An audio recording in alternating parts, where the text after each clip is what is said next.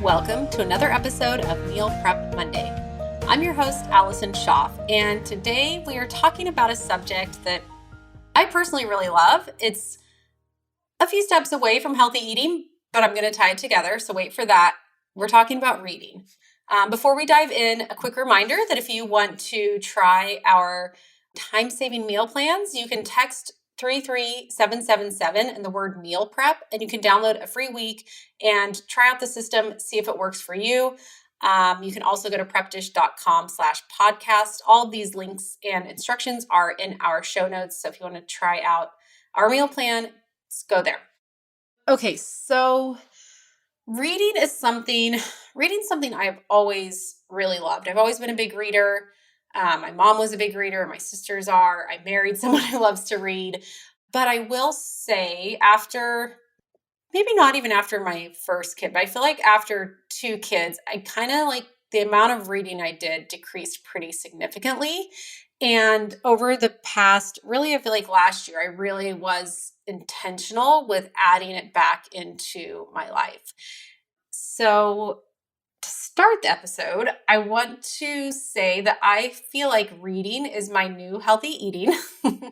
And here's why. So I have kind of gotten re-energized by it. I will sometimes read in the morning, which I never used to do. I feel like I always started my day diving right into work. But I feel like by doing the reading first thing, it helps me, it makes me feel like I have more time in the day, even if I only read like a few pages, or sometimes I'll try and, do one chapter or even one section of a chapter. So it's not like I'm devoting always, this extended amount of time. It can even just be 10 or 15 minutes first thing in the morning, but fitting in that reading just makes my day feel more relaxed, because I feel like I've kind of started with something for me versus just like diving right in. And then at night, if I read, the thing that's really cool is I find that if I read, then I don't do any TV time. So this has been the way I think of it is when you're thinking about, trying to eat healthier. So healthier could also be gluten-free. I feel like this is a big trap with gluten-free. People are like, oh, I can't have pizza. I can't have pasta. I can't have cookie. Like they think of all the things they can't have.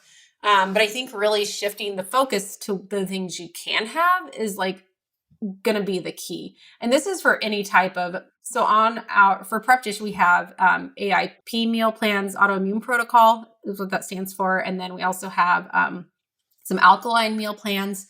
And when you first look at those, those can seem really restrictive, right? Like it seems like, oh my gosh, I'm having to take out all of these foods.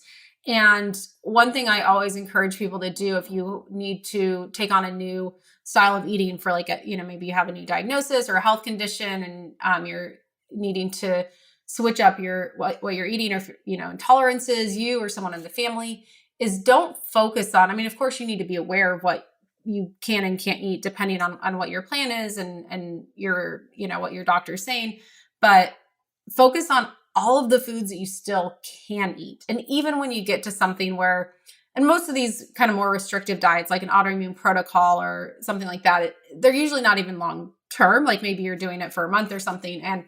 But just focusing on all of the foods that you can eat, you really start to realize like, oh, I still get to enjoy my, roasted sweet potatoes. That's something I like. I don't know if any other people would say that, but grilled, I can still grill like my burger with like grilled veggies on the side, or I can still, there's still so many. And I even go so far as to encourage people to like write out the list of all of the foods that you can have. And you can realize like, wow, it's a huge list. Or, if you subscribe to Prep Dish, you can see, oh my gosh, like if you read through, you can even go through. So I'll put a link in the show notes to like all of our menus, and you can read through all of our menus, and you would never look at these menus and be like, oh, those are so restrictive, they're gluten-free, or oh, those are so restrictive, they're paleo.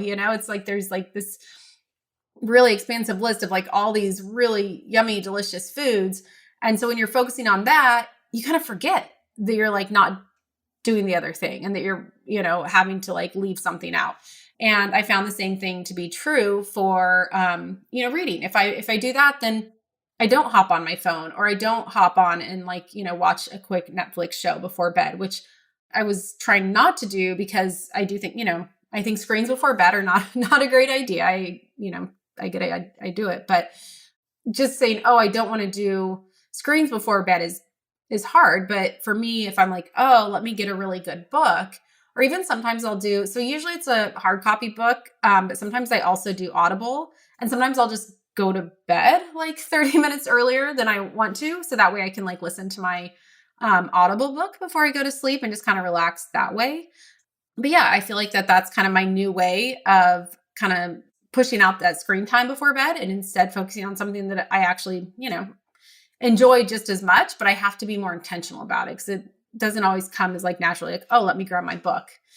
And this also I think is true. So my kids, I think I've talked about this at some point, but we are screen free with the kids. So they don't have any, we don't have a TV in the house. I do, I have my shows, so I watch those on my computer, but they don't watch TV. They don't have an iPad. They don't really have any screens. They FaceTime with grandparents and some things like that. But, other than that, they don't really do screens. And I was thinking about that at night is like, that's our routine. They go into their room, they pick out their books and they read for, we read with them for a while before bed. And so I also feel like that's kind of influenced me to be like, oh, like that's the routine that I think is great for them, but it's also a great routine for me.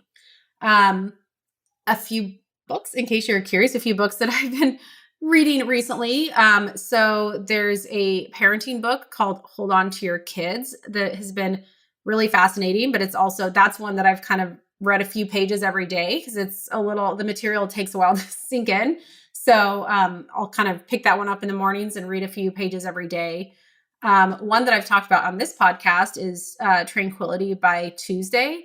I love that it talks about being more intentional with your time. That's something that we talk about a lot on this podcast and, ties in nicely with Prep Dish and just kind of my philosophy and outlook on life. I like to be really intentional with my time and where it's being spent. So that was a really good one.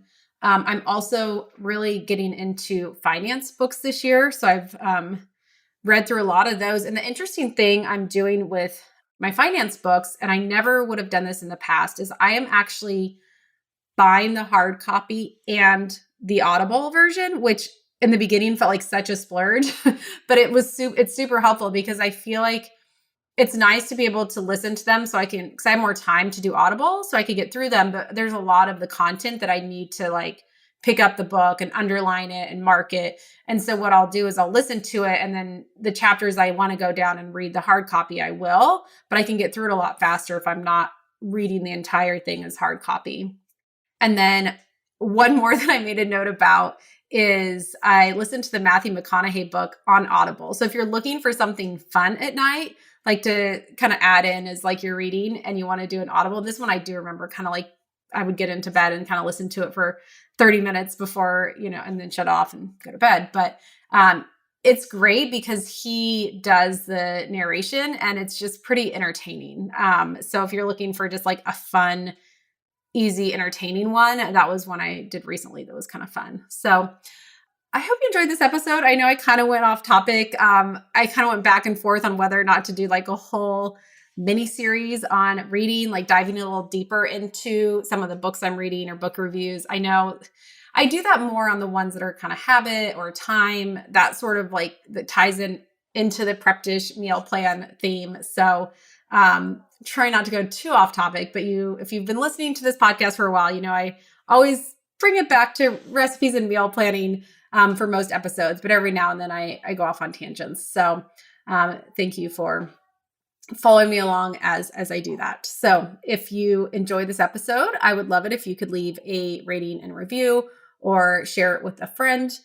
And if you are looking to try our time-saving meal prep meal plans, you can go to prepdish.com/NPM. If you're interested in any of the plans I talked about earlier in the episode, so like the AIP, the alkaline, the Whole30, like reset type plans, those are all at prepdish.com/shop. Those are all like kind of one-time purchases versus our subscription of like weekly meal plans. And if you ever need any help, you can just info@prepdish.com if you want to connect with like a specific kind of meal plan or reach out to us on Instagram or in our Facebook group. We're always happy to help if you have questions. So Okay, hope you enjoyed this episode, and I will be back again next Monday.